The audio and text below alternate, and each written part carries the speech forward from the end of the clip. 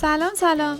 رسیپی امروز همونجوری که روی ویدیو نوشتم خوراک بادمجونه، یه غذای خوشمزه با مرغ و بادمجون و آلو و رب انار.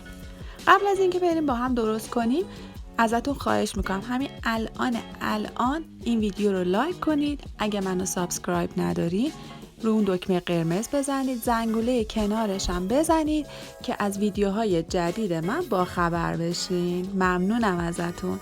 خب مواد لازم این غذا خیلی ساده است: پیاز، مرغ، بادمجون، آلو و رب انار. رب انار طبق ذائقه خودتون. خب میریم با هم دیگه درست کنیم. ببینید این خورش رو من سعی کردم که واقعا با روغن، کمترین روغنی که میشه درستش کنم. دقیقاً دیدین یک قاشق روغن مایع ریختم و این تا آخر همین مقدار، یعنی اصلا قرار نیست روغن اضافه بشه. پیازا رو خلالی کنید، بریزید توی اون روغن و یکم همش بزنید تا آب پیاز گرفته بشه و بعد مرغ رو بهش اضافه کنید. مرغ رو طبق تعدادی که خودتون اعضای خانواده‌تون هستن یا مهمون اگه دارید طبق همون تعداد اضافه کنید. من واقعا هوس راستش رو بخواید خورشت بادمجون کرده بودم. من بادمجون واقعا دوست دارم و این غذا رو به عشق بادمجون و اون طعم رب انار درست کردم. به نظر خودم یکی از خوشبختی‌هایی که شامل حال من شده اینه که من به بادمجون حساسیت ندارم و میتونم انواع و اقسام غذا رو با بادمجون بخورم. خب مرغ رو یکم حرارت میدیم و بعد زعفرون اضافه میکنیم که این عطر زعفرون با مرغ و پیاز بسیار مرغ و خوش طعم میکنه. مرغ رو با پیاز کمی هم میزنیم و بعد در قابلمه رو بذارید. شعله باید متوسط رو به پایین باشه. کمی که بخار گرفت و نیم پز شد در بر میداریم. دوباره یه هم بزنید، بعد بهش نمک و زردچوبه اضافه میکنیم تا مواد از اول به خورد مرغ بره. مرغاتون رو با پیازتون و این نمک و زردچوبه کاملا هم بزنید و بعد بهش آب اضافه میکنیم. اصلا آب زیاد لازم نداره، یه پیمانه بیشتر آب اضافه نکنید. لازم نیست سر مرغ آب بگیره.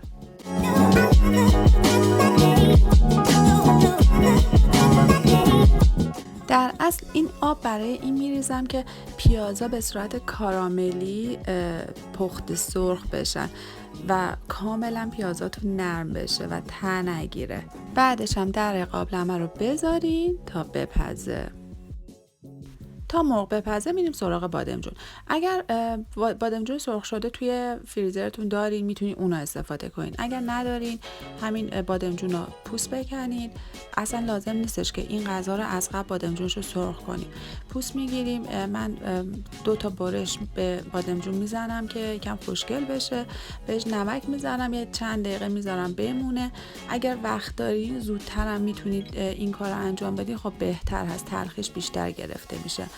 ولی کلا من همیشه میگم که آشپزی رو باید آسون گرفت. اگه دیدین بادمجون سرخ شده از قبل دارین همونا رو استفاده کنید، اونم خوشمزه میشه. ولی من میخواستم این غذا کم روغن باشه و تقریبا پخته باشه. به جز اون یه قاشق روغن دیگه روغن دیگه ای اضافه نکردم. حتی بادمجونا رو همین جوری خام میذارم توی خورش تا پخته بشه و این اطمینان رو میدم که واقعا بادمجونا خوشمزه میشن. خب الان دیگه تقریبا آب مرغمون تموم شده. رب انار رو بهش اضافه میکنیم. دیگه وقتی رب انار رو اضافه میکنیم باید دمای گاز کم باشه وگرنه رب انار میسوزه و واقعا طعم بدی به مرغتون میده. هم میزنیم تا کاملا این طعم رب انار با همه مواد مخلوط بشه و بعد باید یه لیوان آب بهش اضافه کنید وگرنه زود طعم میگیره.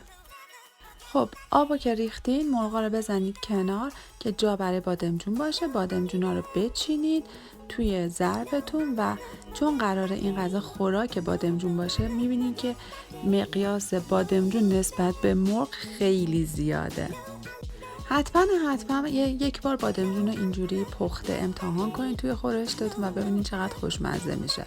بادمجوناتون که چیدین دوباره یکم رب انار اضافه میکنید. اگر رب انارتون خیلی غلیظ هستش میتونید یا با آب مخلوطش کنید یا همونجوری توی آب خورش تلش کنید.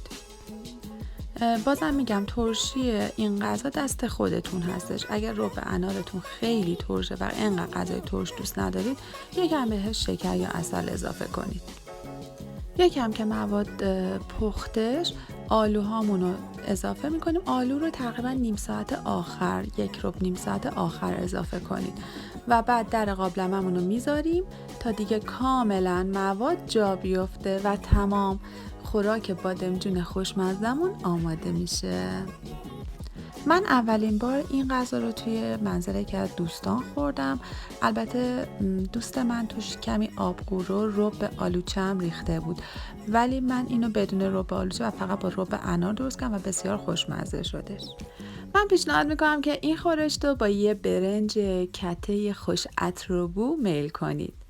اگر ویدیو منو دوست داشتین دکمه لایک رو بزنید. اگر منو سابسکرایب ندارین حتما سابسکرایب کنید. زنگوله رو بزنید تا از ویدیوهای بعدی من مطلع بشین. درست کنید و نوش جانتون.